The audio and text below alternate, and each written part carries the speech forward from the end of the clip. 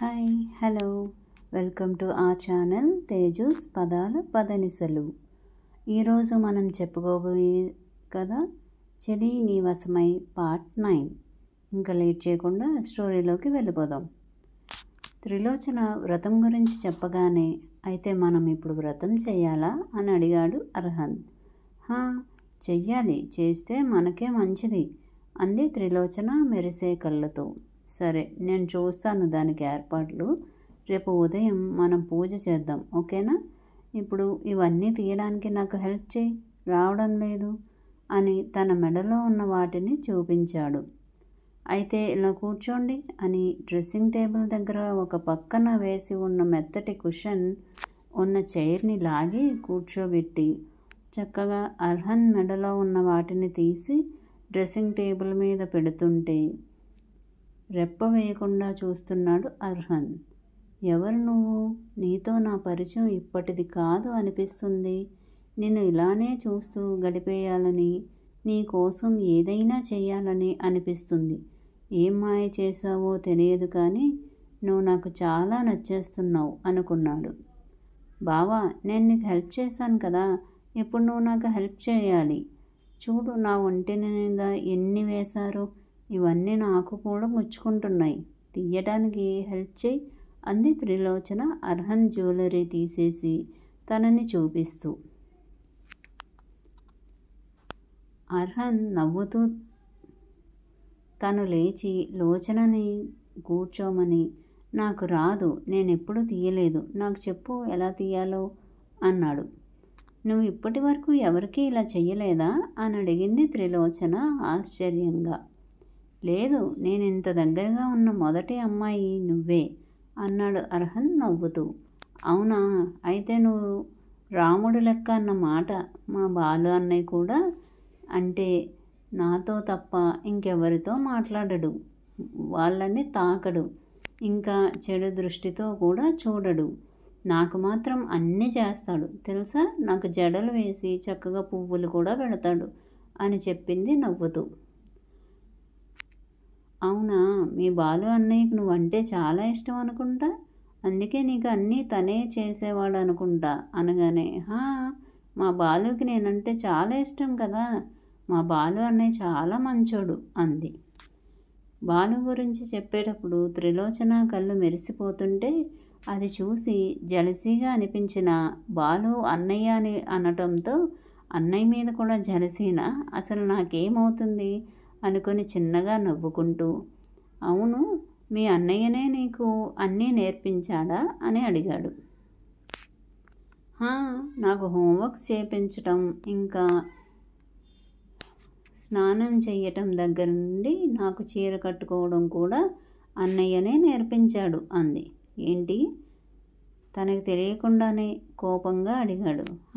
నిజంగా తెలుసా, నాకు చీర కట్టుకోవడం నేర్పించడానికి అన్నయ్య చీర కట్టుకొని చూపించాడు.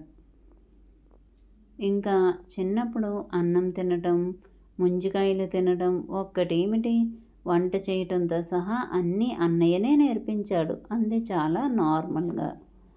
తప్పుగా ఆలోచించకూడదు అనుకుంటూనే అప్పటికే త్రిలోచన గురించి ఒక అవగాహన వచ్చి ఉండడంతో ఎప్పుడు నేర్పించాడు అని అడిగాడు తన గొంతులో కోపం తొంగి చూడనివ్వకుండా. ఎప్పుడు అంటే చిన్నప్పుడే నేర్పించాడు. నేను వంట కూడా చిన్నప్పటి నుండి చేసేదాన్ని. అంటే నేను 7th క్లాస్లో ఉండగానే చిన్నప్పటి నుండి అన్నీ అన్నయ్యనే నేర్పించాడు నాకు. నా వంట అంటే అన్నయ్యకి చాలా ఇష్టం, కానీ పొయ్యి దగ్గర నేను చేతులు కాల్చుకుంటాను అని నన్ను వంట చెయ్యనివ్వడు. నాకు మా అన్నయ్య అంటే చాలా ఇష్టం అంది మెరిసే కళ్ళతో. త్రిలోచన మాటలని బట్టి చిన్నప్పటి నుండి బాలు లోచనకి అన్నీ నేర్పించాడు అని అర్థం చేసుకుని, సరే, ఇప్పటి నుండి నీకు తెలిసినవి నువ్వు నాకు నేర్పించు, నేను నీకు నేర్పిస్తాను అన్నాడు. సరే, నేను నేర్పిస్తానులే నీకు, ఇదిగో ఇవి ఇలా తీయాలి అని తన ఇయర్ రింగ్స్ తీసి పక్కన పెట్టి, ఇప్పుడు నువ్వు తీయి అంటూ మరో చెవిని అర్హన్ ముందు ఉంచింది. త్రిలోచన తీసినట్టు నెమ్మదిగా శీల తీసి జాగ్రత్తగా ఎక్కడ గట్టిగా లాగితే తన ముద్దుల భార్యకి నొప్పి కలుగుతుందేమో అని నెమ్మదిగా తీసి మాటీలు చెంపసవరాలతో కలిపి తీసి పక్కన పెట్టేయగానే, నువ్వు మా బాలు అన్నయ్య కన్నా నెమ్మదిగా తీస్తున్నావు తెలుసా? అయినా తీసి ఇలా పక్కన పెట్టేస్తే శీల పోతుంది తెలుసా? నేను అలానే పోగొట్టేశాను ఒకసారి. అందుకే తీయగానే ఇది ఇలా పెట్టేయాలి అని శీల పెట్టి, ఇప్పుడు ముందు ఈ జడ తీయాలి, కానీ ఇది ఎలా తీయాలో నాకు తెలియదు అని తన పొడవైన పూల జడని చూపించింది. ఏం మీ అన్నయ్య నేర్పలేదా అని అడిగాడు అర్హంత్ సిజర్ కోసం వెతుకుతూ. అమ్మో, పూల జడ అంటే చాలాసేపు కుదురుగా కూర్చోవాలి. అంతసేపు నేను కుదురుగా కూర్చోలేను. ఇంకా ఈ జడ ఈజీగా ఉంది, కానీ మా ఊళ్ళో పూల జడ వేసుకున్న వాళ్ళని చూశాను కదా, ఇలా మెడ పక్కకి కూడా తిప్పడానికి అవ్వదు అంటూ అలా చేసి చూపించి, అందుకే నేను ఎప్పుడు పూల జడ వేసుకోలేదు అంది. అయితే ఇది నేను తీస్తాను అని జాగ్రత్తగా తీశాడు అర్హంత్. మొత్తం అయ్యాక ఇప్పుడు ఇవి తీయాలి అని మెడలో ఉన్న హారాలు చూపించి చెప్పింది.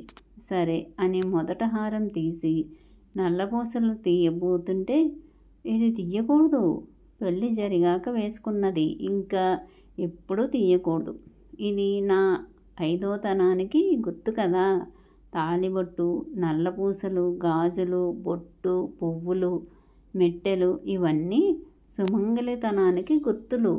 అవి లేకుండా పెళ్ళైన వాళ్ళు అస్సలు ఉండకూడదు కదా అంది. అవునా, కానీ ఎందుకు అని అడిగాడు అర్హంత్. ఎందుకంటే నేను అందంగా ఉన్నానని, నా కోసం పెళ్లి సంబంధం గట్రా తీసుకొస్తారేమో, నేను ఆల్రెడీ ఇంకొకరిని భార్యని అని చూపించుకోవడానికి ఇది అంటూ తాళిని చూపించి, ఇంకా ఈ బొట్టు నా భర్త ఆయురారోగ్యాలతో ఉండాలని నిన్ను తలుచుకుంటూ పెట్టుకుంటాను.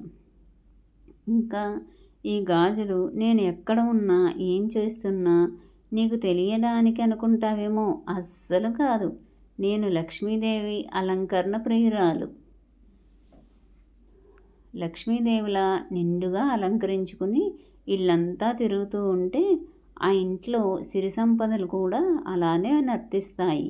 అప్పటిలో బంగారం రేటు తక్కువే అయినా అందరూ వేసుకునేవారు కాదు కదా, అంటే అందరికీ అంత స్తోమత ఉండదు కదా.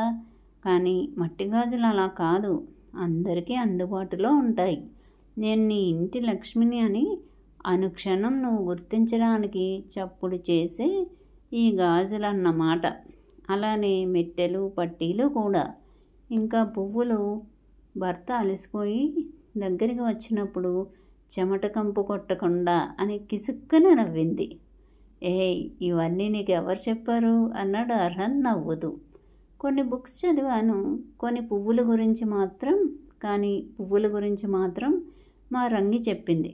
రంగి గుడిలో పనిచేస్తుంది, కానీ సాయంత్రం అవగానే రామయ్య తాతని అడిగి పువ్వులు తీసుకొని కొప్పులో పెట్టుకునేది.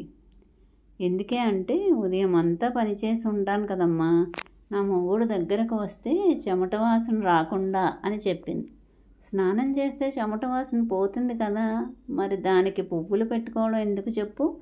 అయినా ఆడవాళ్ళకి పువ్వులంటే చాలా ఇష్టం కదా, ఏదో ఒక వంక చెప్తారు అంది మళ్ళీ మామూలుగా కూర్చుంటూ. అర్హంత్ హారాలన్నీ తీసి, అలా కాదు, పువ్వులు పెట్టుకోవడం వెనుక కూడా ఏదో ఒక రీజన్ ఉంటుంది, అది తెలుసుకో అన్నాడు. ఏం తెలుసుకుందో ఏంటో అన్నాడు నవ్వుతూ. మా వీడియో కనుక మీకు నచ్చినట్టయితే లైక్ చేయండి, కామెంట్ చేయండి, సబ్స్క్రైబ్ చేయండి, బెల్ కొట్టండి.